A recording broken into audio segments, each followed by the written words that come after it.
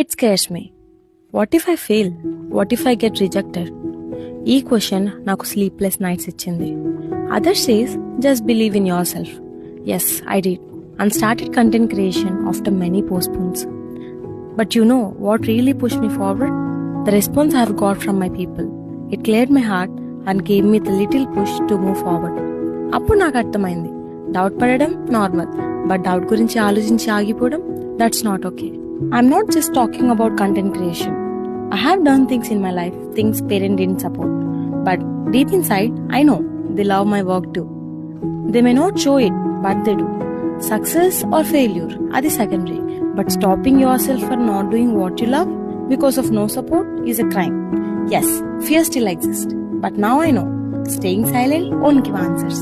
Actions చేయడం మాత్రమే answer ఇస్తుంది.